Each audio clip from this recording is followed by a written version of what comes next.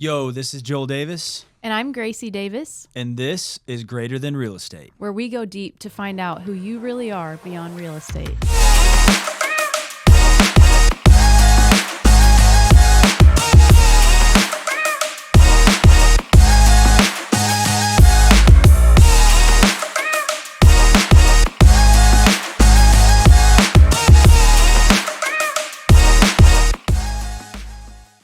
So welcome back to Greater Than Real Estate with our newest guest, Kyle Draper. You know him as the social media expert. We're super excited to have him on here. Thanks for getting on here, Kyle. I'm pumped to be with you guys. Thanks for having me. Yeah, so we'll kind of start it way back. We've kind of heard a little bit about your story, but where'd you grow up? Man, I grew up here in DFW where we're recording the podcast. Yeah. And so been here most of my life, moved around a little bit, spent some time in Oklahoma. Yeah. Which you and I agree. Greatest state of the United States. Is, I don't know if it's the greatest state in the United States, but I loved my time there. Yeah. But my heart is in Dallas-Fort Worth. So Awesome. Did you go to college in the DFW area? Kind of. I went to 5 colleges.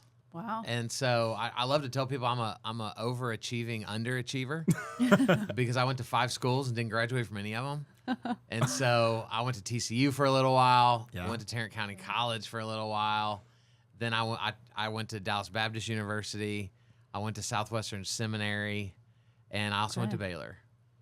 Wow. So I have made the rounds in colleges in Texas. Yeah. You just didn't want the college time to end? Is that what happened? No, I just kept transferring. Yeah. And then every time you transfer, you lose hours. That's the biggest scam in the world for college. And so like I have, no lie, I have 187 college credits. Yeah. You only need 130 to graduate or 124. And so I have more than you need to have a master's of like past classwork with nothing to show for it. So. Oh my God. So what was the bouncing around for? What made you go from, I heard seminary in there, so maybe, your passions had changed, but what was the big change for? So I started at Baylor. I made it 2 weeks, got homesick, moved back home, went to TCC, and then went to TCU. And then while I was at TCU, my brother had gone to Baylor. And so I moved back to Waco to finish at Baylor with my brother. And then right before I was going to graduate is when I felt called to be a pastor. Yeah. And so I literally quit a semester shy of graduating to go home and intern at our church. And then while I was a pastor, I tried to finish at seminary. I tried to finish at Dallas Baptist University. And every time I'd go, why am I doing this? I hate school. I hate it. Yeah. And I'm being taught how to do something by people that aren't doing it while I'm doing it. Yeah. And so I just kept starting and stopping and finally was like, what am I doing? I'm not going to finish. Wow. And here we are, 41 years old. Yeah. Still haven't finished. So you became a pastor. How long were you a pastor for? Almost 10 years. Wow. So I basically spent my 20s as a pastor. Yeah. And it was awesome. Yeah. Until it wasn't. Okay. And then pretty much right before I turned 30, I bounced and So you started something new. You did that for 10 years. Were you a youth pastor? Were you the fun youth pastor that everybody wanted to be around? Bro. Yeah, I was the fun youth pastor. Nice. Yeah, I was, doing rap songs on Wednesday nights and like letting kids pie me in the face. Let's Nice. go. I was that guy. Yeah. Yeah, I was definitely not too cool. Yeah. For sure. One of my favorite TikTok accounts is Youth Group Chronicles. Have you ever seen that? Oh, yeah. Oh, my gosh. Some of the stories that you've heard on there are insane. I'm glad the internet wasn't really a big thing when I was a pastor. Yeah. Like some kids had Facebook. Yeah. But because if some of the things we would do, if it were on the internet, I could possibly have different opinions about me. Yeah. So you did that for 10 years. What happened next after that? Man, so I for the last 2 years of ministry, I just got really stressed out about the way I was coming off to people. And so if I was meeting with people and they found out I was a pastor, like if they were cussing, they'd stop cussing. You know, they weren't going to tell me how drunk they were the night before. Yeah. And it just felt like I was getting a fake version of people because of my title. Yeah. And so I just started praying. I was like, God, why are you allowing me to feel this way? Like I became a pastor to help people. Yeah. And now I actually feel like my title of pastor is keeping me from helping people. And so I prayed about it. And 2 years later, I just felt God say, hey, I want to take you into the business world with the heart of a pastor. And as soon as I felt that like freedom to leave, Yeah. we bounced and moved to Oklahoma and started doing roofing. You started roofing Whoa. in Yeah, Oakland. man. Hey, that's all the Dude. tornado magnets and everything that are there. It yeah, you would think that would make it awesome. Yeah. So that was the transition, and that's where I've like learned how to do sales and marketing and social media. Wow. And I was doing Facebook Live videos on the rooftops of houses. You know, like nobody wants to see that, but I was doing it. Yeah. Yeah. And but that's where like the reason I get to do what I do now Yeah. is because of our time, you know, spent in Oklahoma. Wow. So it's why Oklahoma always had my heart, man. You hear that, Gracie? Yeah. It better start grabbing your heart. No. So you were doing all that. You learned social media and really started to excel at it, which I guess kind of catapulted you to where you're at now. What drew you to social media? Nothing, right? Like we started a roofing company. Yeah. And I'm just like, I mean, you know, y'all have businesses, so you Yep. know what it's like. It's like, am I a business owner now? What do I do? Anything Yeah. that you can think of. And so I'm like just trying things, doing, you know, networking events. And when the first hailstorm came through Oklahoma City, since we'd lived there, I got over 100 calls, texts, emails, like inbound leads Yeah. Wow. of people going, you know, so-and-so said you're the best roofer in the city. So-and-so said you're the only roofer we can trust. And at that Wow. point, like, we'd done like 3 roofs. So, Wow. like, none of that was true. Other than you could trust us. Yeah. But, like, we weren't the best at anything. Yeah. But I'd been crushing it on social media, right? Yeah. In my opinion. And so in that moment, I was like, oh, my gosh, this works. Yeah. All this effort I've been putting in here because I was patient, like, it all worked. Yeah. And so all these roofers were out banging on doors. I was sitting in my living room just texting people back and answering the phone. And so after that happened, I got out of roofing because, I mean, we're sitting in studio together. Like, I'm Yeah. 6'3". You know, back then I was like 350 pounds. I'm much lighter now. And, like, God didn't build me to climb on roofs. Like, that's not what I was built to do. Yeah. And so I got out of roofing. My dad and my brother still run that company today. Wow. And I started a company building websites for realtors with a buddy of mine. So we start this company. I'm cold calling realtors who want to buy a website. Hey, you want to buy a website? Nobody wants to buy a website. Yeah. And so I just prayed one day and was like, God, what am I good at? And what do realtors suck at? Yeah. That was my prayer. And what he gave me back was, you're a great communicator.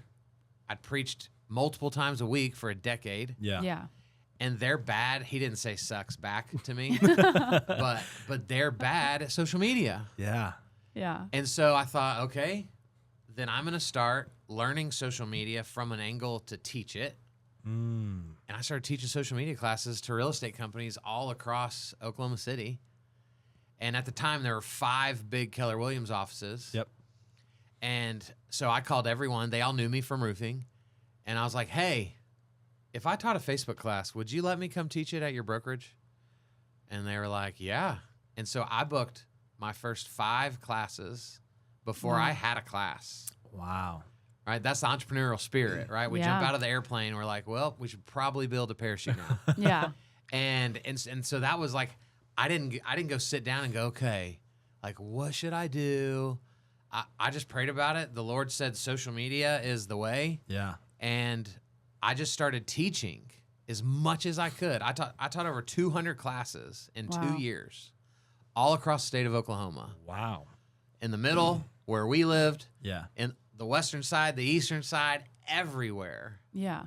And then finally, I got a phone call from a big Keller Williams office in Dallas Fort Worth that said, "Hey, we found you on the internet. Could we pay you to come teach at our brokerage?" And I was like, "What? Yeah. You can get paid to teach?" Yeah. And it blew my mind because I was just trying to pimp out websites, Yeah. right? Like that's why I was teaching. Yeah. Yeah.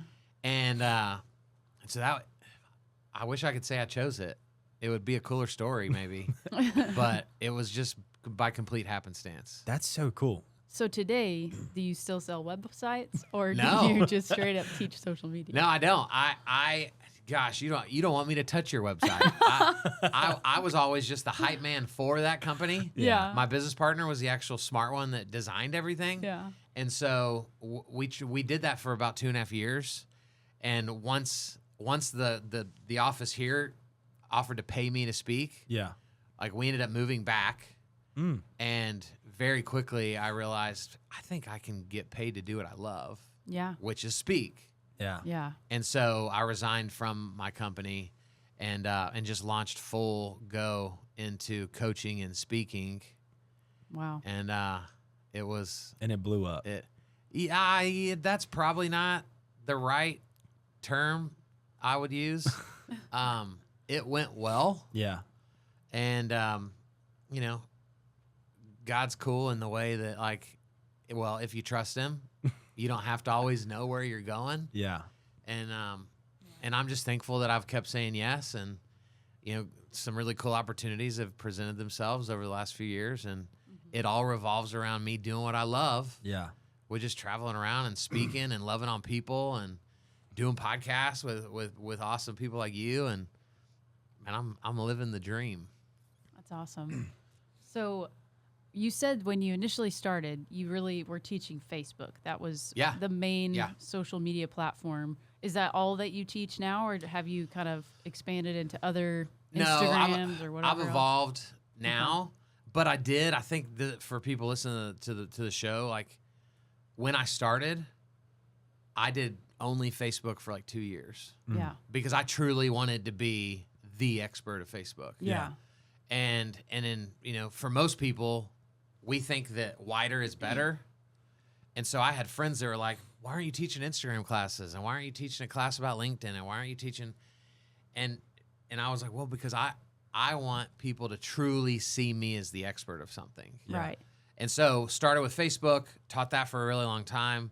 And then once I kind of knew that was kind of on lockdown and I had it, then I began to break off into other things. And so I've taught a bunch of stuff on Instagram and LinkedIn and YouTube. And then now I'm really more like the video guy. Yeah. Okay. Because video, at least for me, like is agnostic, right? Like it's not It can for go on a any- platform. Yeah. Right. And so anybody that's doing a podcast, really any business owner, anyone in sales, if you're not good in front of the camera, like you're on borrowed time as Right. far as your company goes, in my opinion. And so that's my passion now, Yeah. because, y'all know this from doing a podcast. Video is the only form of marketing that can be turned into every other form of marketing. Correct. Yep. But if I just blog, there's not as much that I can do with that. Yeah. Right. But if I'm doing a video, well, then that video can be the blog, Right. and it can be on YouTube, and it can be a podcast, and it can be cut up into clips, and it can Yeah. be created into quote graphics and Yeah. email copy. And so we're all busy. Video is the absolute best bang for our buck Right. when it comes to our marketing efforts. 100%. And if you just Absolutely. look at people today and just like the attention spans are so small, but that's why when you look at like YouTube, Instagram, TikTok, I think I saw an article the other day that TikTok was the #1 search engine above Google now Yeah. to figure out things, which is absolutely insane. But leave it to Gen Z, millennials, and all those people. They're going to find their information, like a big information thing is Twitter. You Yeah. know? So it's been really interesting to see how social media has evolved because when we were talking earlier, you said Facebook couldn't even have a Facebook if you didn't have a .edu. Yeah. So for all you younger people, us and not Kendra and Kyle, but you have to have Not us. No. an email with .edu. So you had to be in school to be able to access Facebook. At the beginning, for like the first 3 years, Yeah. you said. Yeah. What a Which is great wild. like that. What a great way to know if you're old is if you remember. Well, you had like when the Facebook had an the email. www, so the World Wide Web. That's for younger people as well. There was the internet, and then I guess a step further is the Facebook.edu. Bro, you're leaving out like AOL Messenger. Yeah. Well, I had AOL, know? AIM, yeah. Okay. Oh yeah, All right. He was Nitro trying to be Stud older. _25. Come on, there bro. we go. He was trying to be older because he had an older brother. I did. I hung around. My dad was a teacher, Yeah. so I hung around high school kids all the time. Oh yeah. Not the best influence, I'll be honest. Sure. Some of you guys, you should have never done that to me. Sure. But, always being around them, I wanted to have a MySpace. I wanted to have an Xanga. Heck People yeah, probably dude. don't even know what Xangas are. But, yeah, that was me. But I would have to agree with you as far as like the TikTok as a search engine. I don't know about you, but if I'm like looking up a recipe, for example, I used Yeah. to Google a recipe and then I would see it on, Yep. Google, click on it, read the stuff. That's a waste of my time now. I Right. just go to TikTok, type in Yeah. lasagna, and then boom, I've got 18 recipes. I can click it, watch a 30-second video, and I'm like, now I know what to do. I did it. So I did it's it the other day. interesting. Yeah. Like I air fried baked potatoes, Nice. Ooh. and they were delicious. Yeah. And it Yeah. only took like 12 minutes. Yeah. Yeah. And if it wasn't for TikTok, I don't know that we would have got to enjoy those delicious taters. Yeah. I think it's funny. My dad, he's 67-ish. Don't quote me, Dad. But he sends me TikToks now. And he Yeah. tries, we just tried this TikTok recipe the other day. And I was like, how'd it go, Dad? And he was like, well, this one sucked. So, Yeah. but it's just funny because my dad, he is older than me, obviously, but just being able to communicate on a platform like that and send Yeah. videos to each other has been kind of cool because even though we don't talk all day, every single day, sending the videos back to Yeah. each other, it's just funny to see what he thought was funny, which Yeah. sometimes aren't super funny, but Sure. it's like, hey, he thought it was funny. I sent him stuff and it's pretty fun. Do y'all put clips from the show on TikTok? Yeah. Yes. He does. Yeah. I'm not as big on TikTok. Yeah, she's I need most to be, but Instagram. I mainly do Instagram Reels and Instagram. Okay, well, stuff. let me tell you why you need to be better. Okay, tell me. So, what we're seeing on TikTok that we've never seen in the history of social media is such a large discrepancy in the amount of people that just consume content versus the amount that create content. Oh. Right? It's like Facebook. Yeah. It's almost 100% that if you're on Facebook looking, you're probably also posting. Yeah. Right? Instagram is not going to be quite that high, but most Instagram users are also creating content. On TikTok specifically, 99% of the users only watch. Wow. Really? So it is the greatest opportunity Yeah. for creators To get because the platform is desperate Yeah. for more content. And then especially if now that I know you're already making reels, yeah. imagine if we were deep sea fishing, right? And if you've ever been deep sea fishing, Yeah. there's 4, 5, 6, right, lures off the back of the boat, Yeah. all baited up. And imagine if we pay all this money to go deep sea fishing, and then we tell the captain no, just put one in, and he's gonna go, why? Yeah. Why? We have 5 other ones. Why would we not? Yeah. No, we're good. Just put one. So you're Right. putting one lure in the water when you have access to way more, Right. because you're already making the content. Yeah. So I would coach somebody like you. You don't have to actually pay attention to TikTok. You don't necessarily need to engage on the platform. But if you already have the reels, the extra time it takes to just post it there Yeah. is nothing. Right. And so could one deal a year, could you get a new family in your insurance agency accidentally because you're posting your reels on TikTok? Probably. Yeah. And so most people just don't, they go, oh, I never thought about it like that. But you Right. just, if you're not putting them on YouTube Shorts, but you've already got them for Instagram, Why not? dump them everywhere else. Yeah. And So- who cares if they do well or not? So with that, because I've been wondering, because you know how like obviously if you post it on Instagram, it has like an Instagram thing on it, and then if you post it on TikTok, it has a little TikTok Yeah. logo on it. So would you recommend to people you need to make the video like outside of any platform first so that you can then put it in each of these? Because like Yeah. what I'm doing is I'm just going straight to Instagram and like Yeah. making a video on there. So that's why I'm like, well, I can't put it on the other ones because it already has like the Instagram thing on it. Or So whatever. there, like, we can answer it two ways. The easiest answer is who cares, Okay. right? Like, again, why are we worrying about the details of something Yeah. we're not even doing anything on? Yeah. So like, it's still better if you were just dumping watermarked Instagram reels Yeah. on TikTok Okay. than to keep them in your pocket, Right. right? But then the better answer would be build it outside of the app so it's universal. and it Yeah. that's what I do. But I don't. But you probably do like a lot of like cool edits in the app. I'm not a big edits guy. I'm more of a like let me educate you on something. Yeah. And but there's also tons of the watermark remover tools now. And so Yeah. you can download an app and pay $3 a month and load in every video and it'll take the watermark off. Yeah. Musically down. It's free. Musically down? Yeah, Musically There it is, down. guys. You heard Yeah. it right here. All right, so we talked a little bit about social media, and those are obviously great tips. That was going to be one of my questions. So post it. Doesn't matter. Just post it. I think Gary Vee said something like, if you're going to post it. Who cares if it sucks? Like, Yeah. you're going to get better at it. It's Yeah. obviously a numbers game. So I think that's the one thing that I've loved to learn about you through social media and in person is, one, you're genuine, you're intentional on everything. You have a joy in every single video, Yeah. which I think is awesome. man. But you're just yourself. Yeah. Like, you don't try to be somebody else. You're exactly who you are. And even if you screw up on a word, you keep on going. But I think that's the cool thing about social media is people want to see they don't want to see a perfect video.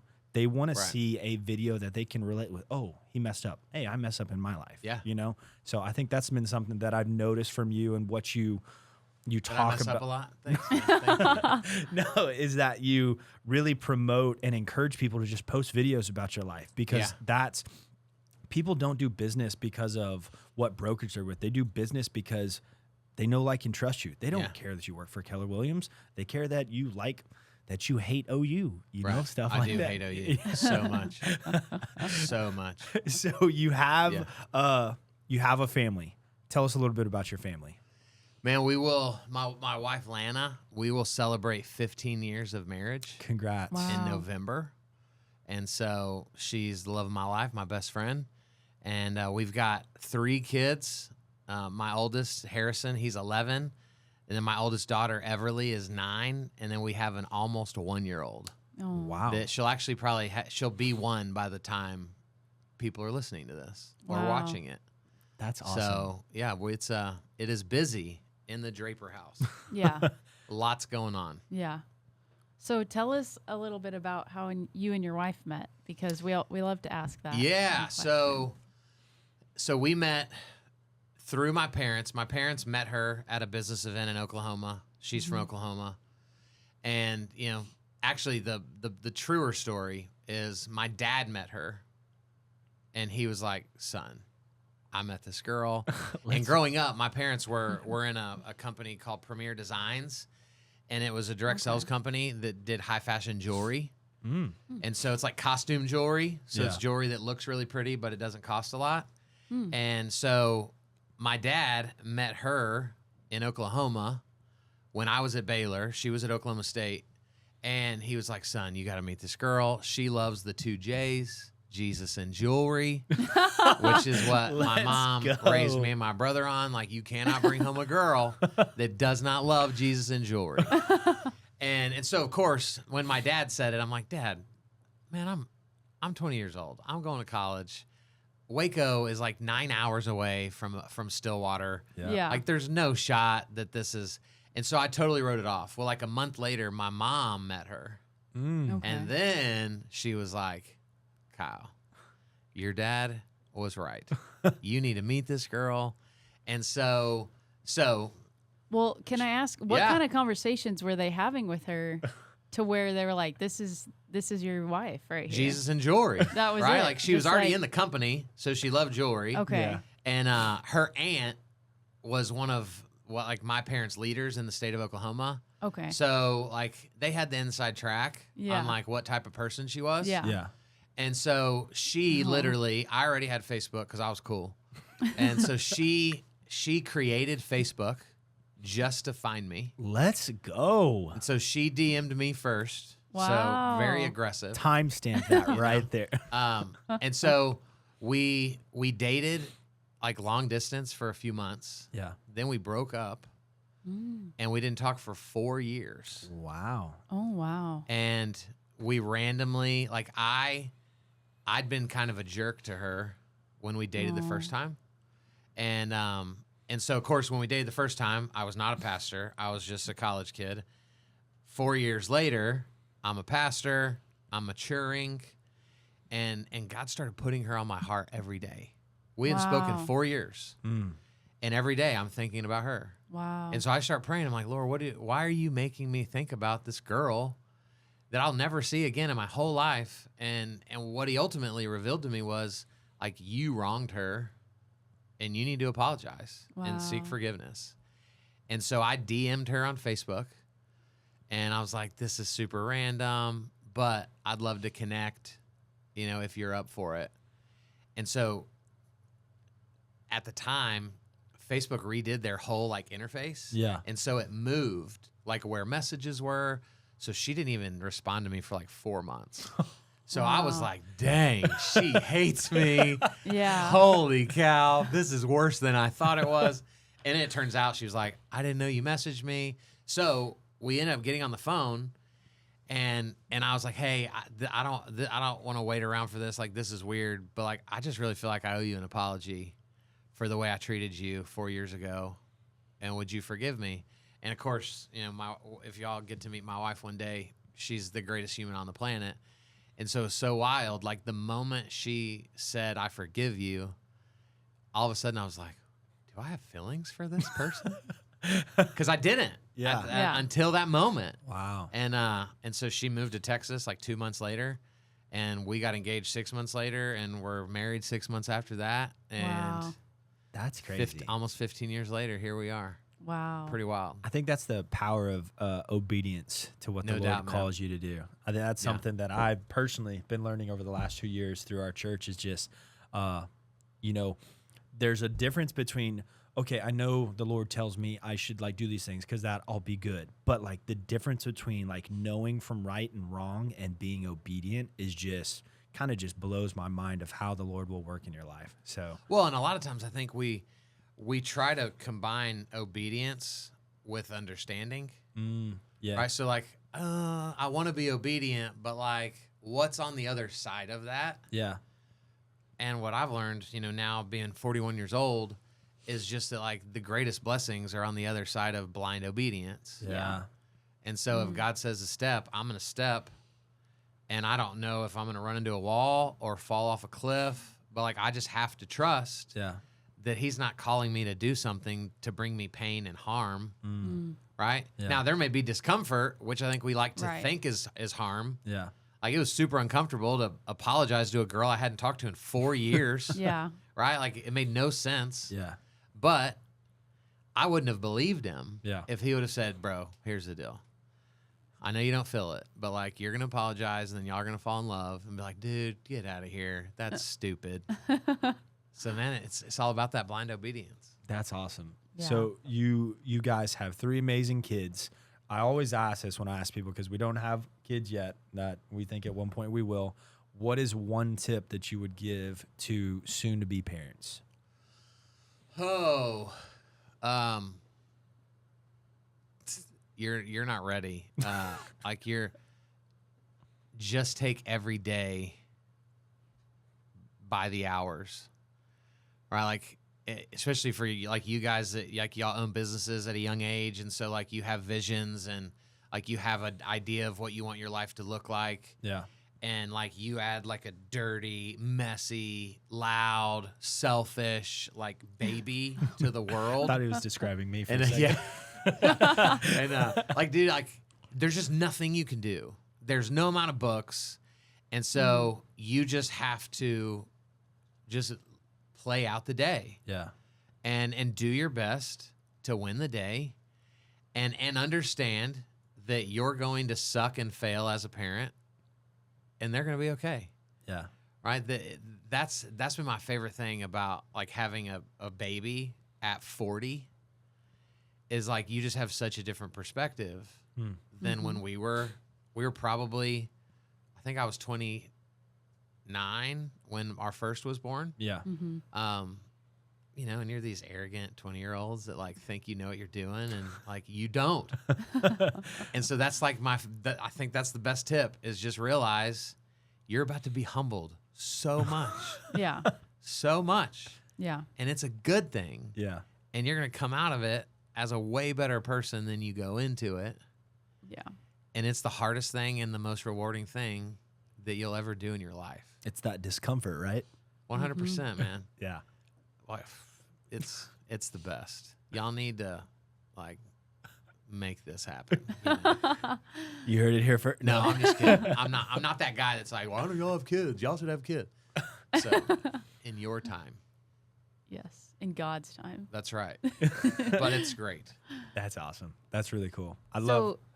Sorry, go ahead. No, I was just saying I love hearing different people's viewpoints when it comes to that, because some are like, oh, okay, well, you need to work on your patience, or you know your kids are going to be okay, but like taking it hour by hour, never heard that from somebody. So I think it's always cool to Probably see. because it's bad advice. If you've never heard, I'm not smart enough to be like, wow, I've never heard that before. So it's probably not good. Don't take that advice, guys. No, Maybe take it month by month. Maybe hour by hour is too little. So I was gonna ask, Lana, you said, is your wife? Yes. So is she a stay-at-home mom, or does she Yes. also work? Well, I mean, yeah, she works her butt off every day, way harder than me. Yeah. But yeah, so she started staying at home when our first was born, Wow. and so she's unbelievable Yeah. at manning and running the house and Yeah. keeping our family in order, and gosh, the chaos that would ensue if she didn't exist. Yeah. And so that's, you know, that has been her job, Yeah. her role. I keep telling her, if you want a job, you can have one. Yeah. But She's like, I already know, have one. It's she- running my household. I think there's days where she wishes she had a job that wasn't at home. Yeah. Okay. You know, because kids are nuts. Yeah. But like God designed her to just be an unbelievable mom, and so Yeah. Yeah. she's awesome at what she does. Yeah.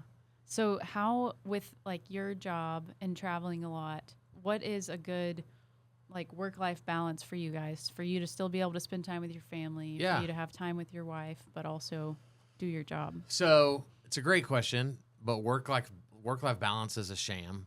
Like Yeah. that's Okay. not real, Yeah. right? There's no, like, I mean, have you ever even just tried to balance a scale? Like, It's difficult. I mean, just trying to do it with nothing else happening in a room, it's impossible, Yeah. Yeah. right? It'll balance for just a moment. And so what I think what we try to do really well is, instead of trying to fight for work-life balance, we're just always fighting for communication. And so when I started thinking about like traveling and speaking for a living, well, I didn't make that decision without sitting down with Lana and saying, hey, are you good with this? Like, because it could result in me not being here a Yeah. couple nights a week, Yeah. you know, like, and so I think what I watch a lot of married couples do is, like, especially for men, like, we're so stupid and ignorant. Like, we just make decisions, and it's like, oh, hey, by the way, I'm flying out tomorrow. And it's like, it's so dumb. It's so dumb. I've heard that a few Um, times. I have never And, done that. you know, even like, I'm gonna go off on a tangent on husbands for a minute because they piss me off so much. Like watching like friends of mine, like let's say like we're out at dinner, and like that's what our wives knew that we were going to do, and then somebody's like, "Bro, we should," and it's amazing how many of them are like, "Oh yeah, I'll let my wife know I'm not gonna be home at 9." And I'm like, you're going to let her know? That's not marriage. I'm going to call my wife and ask for permission, not because I have to, Yeah. but because that's what honor is. Yeah. And so I'm going to honor my wife, and I'm going to say, hey, honey, the guys want to go stay out later and watch the game. Are you cool with that? And I've had buddies my whole marriage that would like make fun of me. For Like, doing bro, that. you're so whipped. But we just don't understand honor anymore. Yeah. And that's what honor is. And that's what marriage is supposed to be. Yeah. Yeah. And so instead of fighting for work-life balance from a place of honor, we talk through decisions before we make them. So when I say, hey, honey, I got another speaking gig in Vegas in 3 weeks, she doesn't go, oh, does that mean you're going to be gone? She's excited because we've already had the conversation. She's on board. But then we've also had conversation where it's like, hey, Ruby's about to get here. You probably need to not travel for 4 or 5 months. Yeah. And so I didn't travel for the first 4 to 5 months of Ruby's life and said no to a lot of opportunities because we agreed that for that season, it was better for me to be home and be able to help.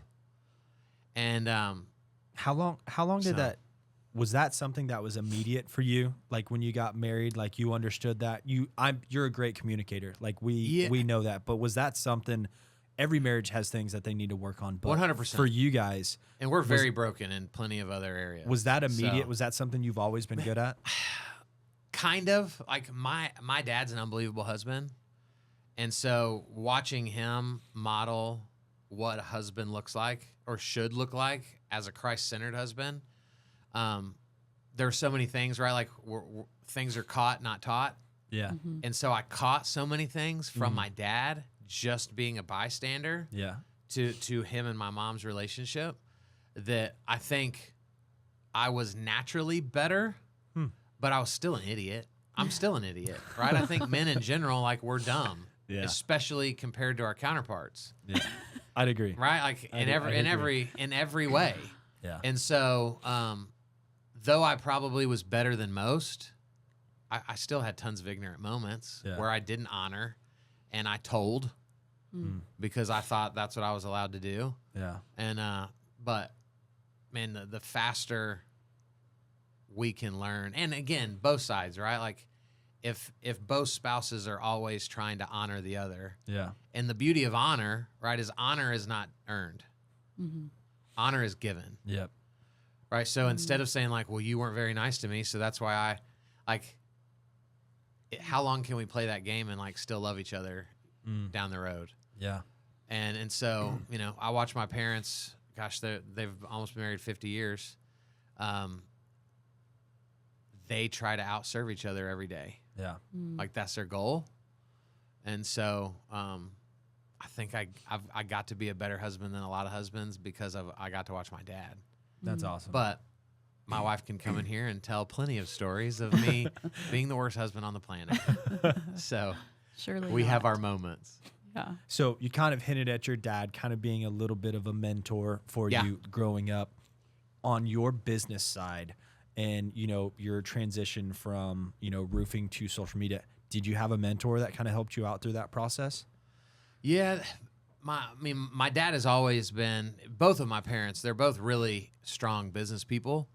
So they've both played a huge role in like my growth as an entrepreneur, like in roofing. I mean, my dad was one of my business partners. So obviously we did a lot of stuff together. Transitioning, like Oklahoma was interesting. I don't know that I really had, other than my parents, like a good business mentor when we lived in Oklahoma. Yeah. Once I got back here, then I very quickly developed some relationships. One in particular with that I would call like my business mentor now. And there were a lot of really bad mistakes that were made years ago because I lacked that. And so I can't speak enough to the importance of just having, whether we use, I think sometimes we overcomplicate the word mentor. Yeah. Like, I need a mentor. And it's like, well, you already have like multiple people speaking truth into your life. Yeah. But we've got to have it for everything. Yeah. Right? Like if you're a husband and you don't have people speaking into you as a husband, right? Or if you're a business owner and you don't have people speaking into you as a business owner, like if either one of those things fail, you're in trouble. Yeah. And so they're wildly important, and I wish I would have done a better job of being intentional Yeah. with that relationship when we were in Oklahoma. Interesting. It's a really good outlook. Yeah, absolutely. So, I mean, there's been a lot of transition throughout your life to get to where you are now. What are some of the goals that you have for the next 5, 10 years, or just lifelong goals, maybe that vision that you're working towards? You know, so I'm not like a big like goal guy like that. Like when I hear people talk about like our 10-year goals and our like, it kind of is mind blowing to me because my brain doesn't operate like that. Yeah. The way my brain operates is like I want to serve as many people as I can. Yeah. And so my focus is on whatever it takes to be able to serve people, knowing that as I serve people, whatever goal I could have written down, I'm probably going to get it. Yeah. And so I operate a little bit smaller. You know, like I wanted to write a book. And so that was a goal. And I did that last year. That's awesome. And then I did that. And then a second book came out. I didn't have a goal to write a second book, but a second book happened. And then now I have a publishing company that is on its way to publish hundreds of books over however many years it takes us to do that. Yeah. So I don't know. I don't sit around and think about like what does 51-year-old Kyle look like? Yeah. Not good, probably. Right? Maybe that's why I don't think about it. Yeah. And so I don't know. It's weird. I think it's one of my shortcomings that I don't have greater clarity around like the 5 and 10 year goals like a lot of people do. But I love being present Yeah. Yeah. in the moment. Right. You know, as weird as it sounds, like when I wake up today, the only thing that mattered to me was this podcast Yeah. because that's what's next. Yeah. Right. And if I don't do an excellent job at what's next, what does it matter what I want to do 5 years from now, 10 years from now? Yeah. You know? Right. And so, again, I don't know if that's the right way of looking at it, but that's just the way my brain operates. Yeah. Yeah. And so I just try to stay present. Yeah, you took the words right out of my mouth. You know, just kind of listening to you and what you're talking about and, you know, seeing it on social media, you're very present. And I think that's something that we as a society lose sight of because we are thinking about goals. We are thinking about, okay, well, in the future.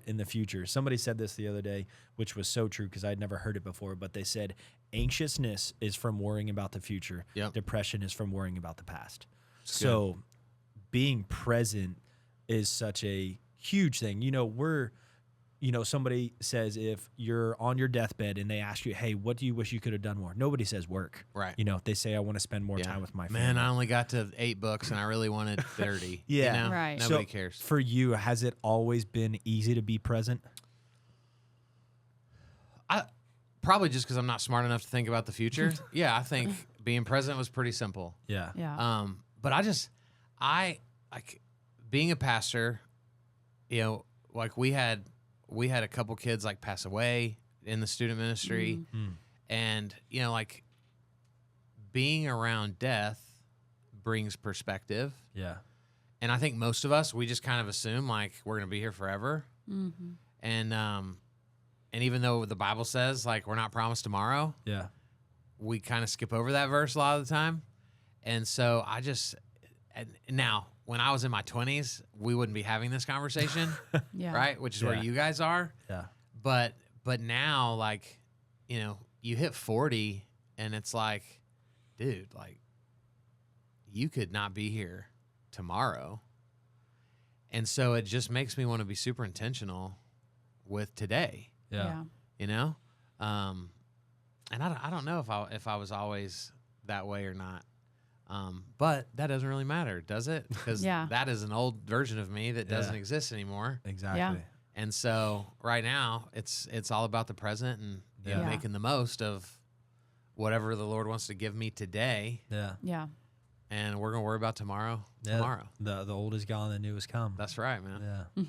That's awesome. So you mentioned you've written 2 books at this point? Yes. So tell us a little bit about the books that you've written. Yeah. So the first book was called Rethink Everything You Know About Social Media. Okay. And we were on our anniversary trip in Mexico, like two Novembers ago. And I couldn't sleep. Like, I need it super cold when I sleep and in Mexico. Mexico, Yeah, that's it's tough. That's It's tough. moist. They don't love it to be cold when you're sleeping. Yeah. And so I was up at like 2 a.m. and I literally just felt God say, go write a book on the patio. I was like, what? You remember I'm the guy that like doesn't have a degree. I don't know that I'm qualified. And so I went and sat on the patio and I wrote 4 chapters of the book. Wow. In Mexico. Yeah. And then came home and was like, I guess I should finish. And so I finished it and got that published. And once I got it out there, when you look at the cover, the big words are rethink everything. Yeah. And then social media is much smaller. Mm-hmm. And so as people started buying the book, I kept getting feedback of like, dude, the concept of rethink everything is just so good. Yeah. Because we should always be rethinking everything. Yeah.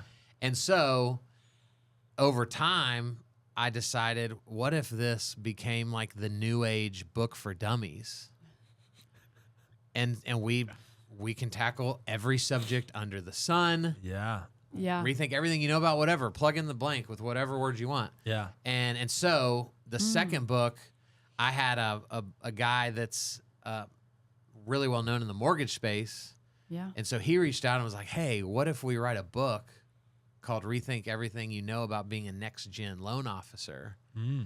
And we teach people like how to be prepared for this next generation of buyers, right? These young kids that are 20, 21 years old that in 5 years are going to be buying homes. Yeah. And so we wrote that book in like 4 months. And we partnered with 37 experts across mortgage. Wow. So my name's on the cover, but I wrote very little of it. The first one is actually mine. Yeah. But my name's on the cover of the second one, and now we've got like 6 to 8 other books in the works Wow. that will all, be published in the next year. That is Yeah. awesome. It's a lot of this. That's like my favorite thing I'm doing right now. Yeah. Really, it's just books that kind of become your passion a little bit. Yeah, man. Because like with the we call them now. The purple book is the social media book, and the green book is the mortgage book. Yeah. Because that's the color of the covers. Yeah. So people just call it now the green book, the purple book.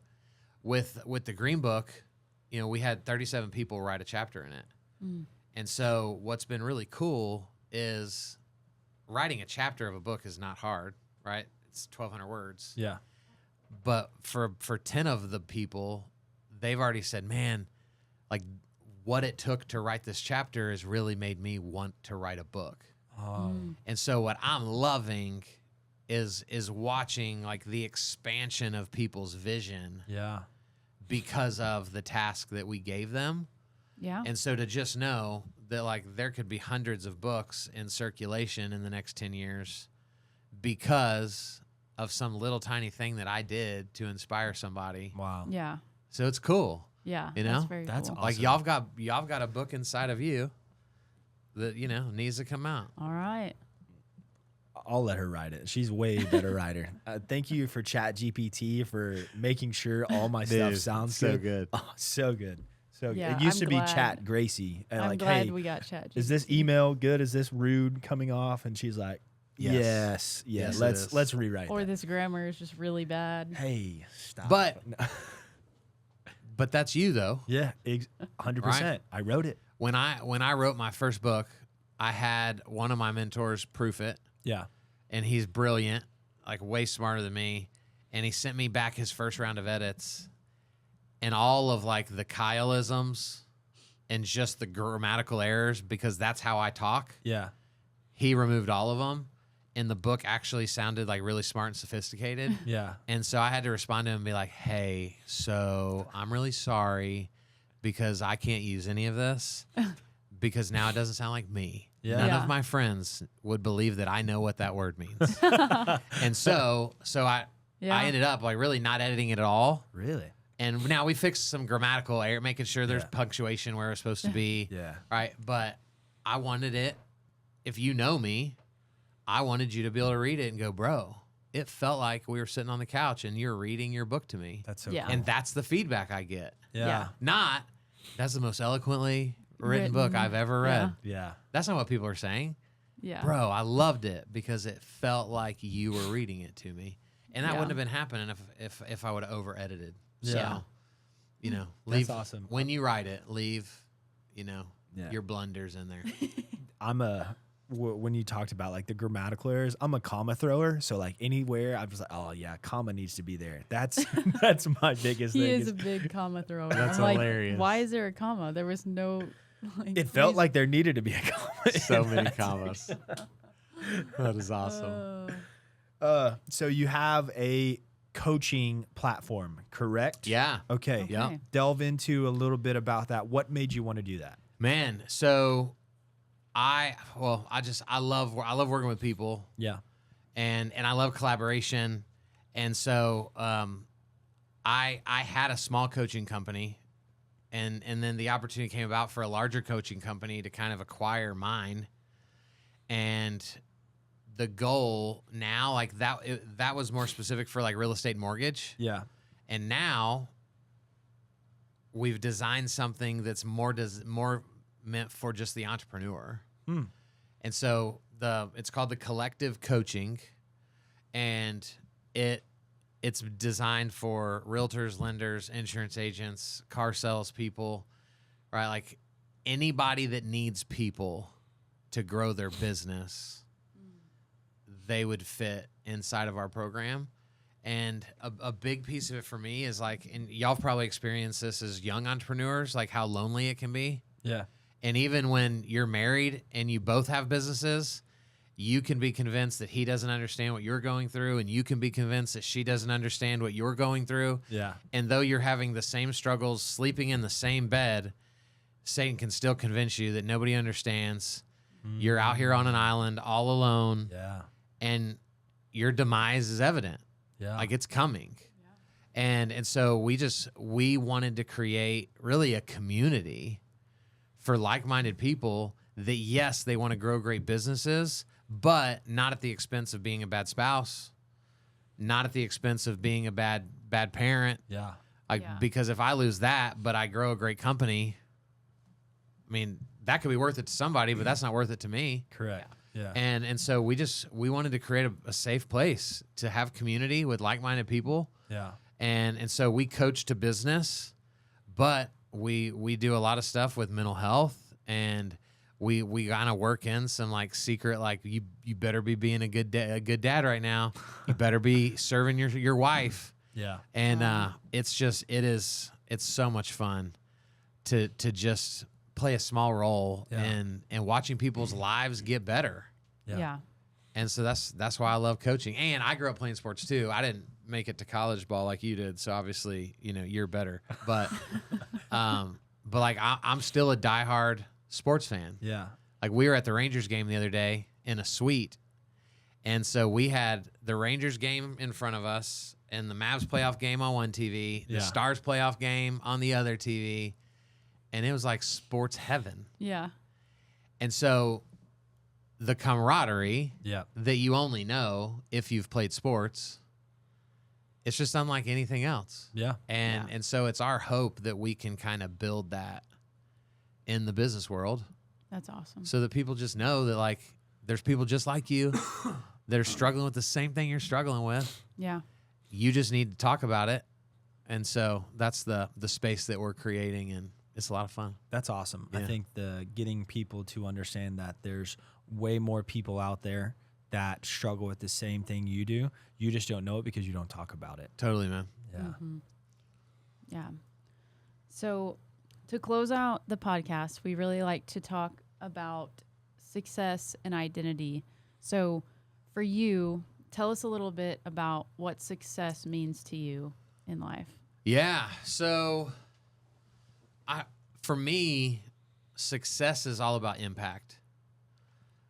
So if, I've had so many seasons, where like you don't even know if you're going to be able to pay the next bill that comes through, but that impact is still being made.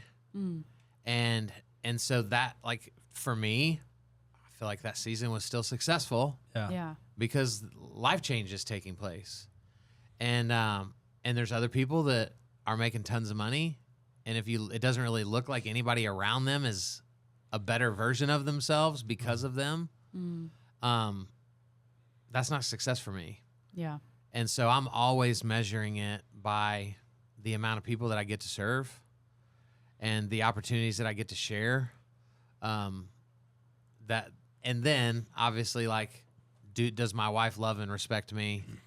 Do my kids know that I see them and I believe in them?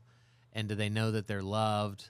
Like, for me, that's success. And it's unfortunate because it doesn't always mean the bank account is amazing. Yeah. But I'm fulfilled. Yeah. Right. You know? And so that's what it is for me.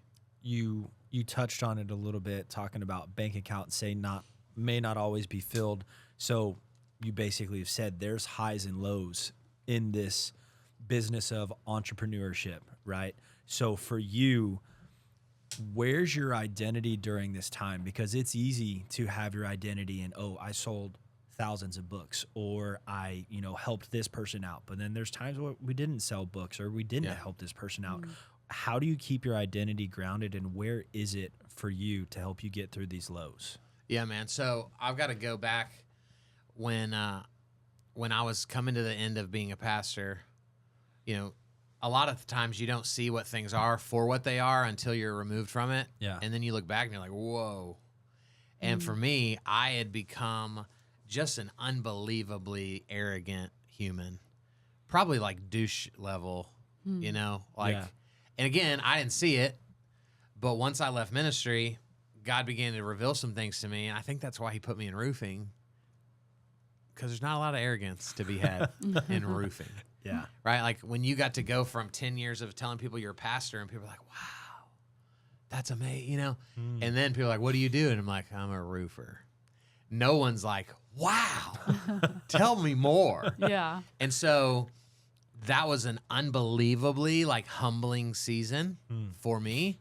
And what it revealed to me was that even though I was a pastor, in a lot of ways I was removing God from the equation and making it all about me. Yeah. Like God, you're almost God saying you're welcome that I chose to serve you. Wow. Right? Yeah. And so through roofing, God just did a lot of real work in my life to remind me, bro, I am your source. Yeah. Apart from me, nothing you do matters. Yeah. And so roofing humbled me. And then now, when I started doing social media stuff, where I am today doesn't make sense. I don't have the story of I graduated top of my class and then I got a master's and all of my accolades just kept pointing me in this direction. I don't deserve to be where I am. Yeah. Right. And so writing the books, speaking now, everywhere I go, I love to get to the back of the room and just pray and say, Lord, none of this is possible without you. And so remove anything from my heart that is selfish in nature. Remove any words from my mouth that I plan to say to these people if they're not rooted in what you want for their lives. Open their hearts to be receptive to who you can be for them. And so now I feel like I can honestly say my identity is truly rooted in who Jesus made me to be. Yeah. And I know without a shadow of a doubt that my purpose on this earth is to love people towards him.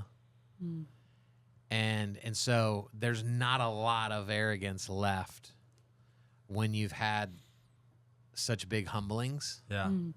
And that's, and that's where I'm at. And so I love sitting in a room doing a podcast with two people and Kenny, 3 people. And I love speaking in front of 2,000 people. Yeah. And all of it is the same. It's opportunity for me to love people towards Jesus, and that's what it's about for me. That's awesome. It's been a blast getting to learn more about you and go deeper. And I said it earlier, but I just want to say it again, just the joy that you have when you speak, that is just the expectant of good to come. And I love being around joyful people. I'm a very outgoing and energetic person. So that's just really, really appreciate that. And thank you so much for being on here. Do you want to let the listeners know where they can find you? Sure. This is when we look in the camera, like on Hot Ones. You can find me at KyleDraper.com. I'm Coach Kyle Draper on all social media, and that'll get you anywhere you would need to go.